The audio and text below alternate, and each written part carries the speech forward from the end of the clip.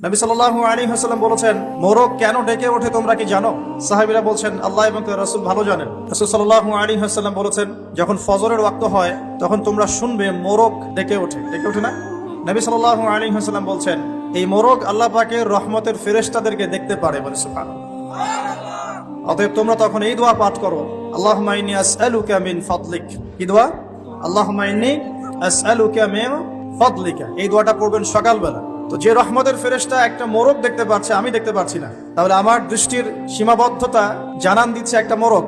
আবার আমাদের সবার দেহে আছে আত্মা বা রূহ। নবীকে প্রশ্ন করা হয়েছিল, ইয়াসআলুনাকা আনির রূহ, তারা তোমাকে রূহ বা আত্মা সম্পর্কে জিজ্ঞেস করে। কুল রূহু মিন আমরি রাব্বি, বলে দাও রূহ বা আত্মা হচ্ছে তোমার রবের আদেশ মাত্র। ওমা উতিতুম মিনাল ইলমি ইল্লা কলিলা, এই রূহ সম্পর্কে তোমাদেরকে বেশি জ্ঞান দেয়া হয় নাই। আমরা ঘুমাই, আমাদের দেহ থেকে আত্মা প্রস্থান করে সাময়িকভাবে, আমরা কিন্তু আত্মাকে দেখতে পারি না। যে মানুষ তার দেহের মধ্যে থাকা আত্মাকেই দেখতে পারে না, তার দৃষ্টিভঙ্গি কত সংকীর্ণ এটা কি বোঝার অপেক্ষা আছে? আর আমাদের সবার সাথেই দুজন করে ফেরেশতা আছেন। কয়জন ভাই? আর একটা করে শয়তান আছে। কয়টা শয়তান? কিছু কিছু মানুষের সাথে অবশ্য একাধিক শয়তানও থাকতে পারে, তবে নরমালি একটা মানুষের সাথে একটা করে শয়তানই থাকে। আর এখনকার বিশ্বে বেশিরভাগ শয়তান থাকে পশ্চিমা সভ্যতায়। কিভাবে বুঝলাম? এগুলো বোঝার জন্য দরকার বাসিরা। কি দরকার? বাসিরা মানে হলো অন্তর্দৃষ্টি। এগুলো বোঝার জন্য দরকার আল্লাহর নূর, আল্লাহর পক্ষ থেকে আলো, যেটা আল্লাহ পাক কলবে নাজিল করেন।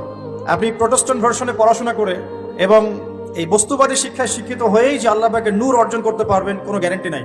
আল্লাহ পাকের নূর অর্জন করতে হলে আগে আল্লাহ পাকের হুকুম আহকাম ঠিক মতো মেনে চলতে হয়, হালাল রিজিক খেতে হয়, হৃদয়টা মানে কলবটাকে পরিচ্ছন্ন করতে হয়, কলবের মধ্যে কোনো রকম হিংসা বিদ্বেষ রিয়া অহংকার থাকা যায় না। এর উপর বেশি বেশি কোরআন তেলাওয়াত করতে হয়, কবর জিয়ারত করতে হয়, মৌতকে স্মরণ করতে হয়, আল্লাহর জিকির বাড়িয়ে দেওয়া লাগে, ফরজ ওয়াজিবের পাবন্দ হতে হয়, সুন্নত মুস্তাহাব ধরে রাখতে হয় এবং আল্লাহর নূরওয়ালা মানুষদের সাথে চলতে হয়। তখন আল্লাহ পাকের পক্ষ থেকে কলবের মধ্যে নূর আসে। যখন আপনার কলবে আল্লাহর পক্ষ থেকে নূর আসবে, আপনিও বুঝতে পারবেন যে সত্যিই আসলে জগৎটা কেমন আর কি হচ্ছে এই পৃথিবীতে।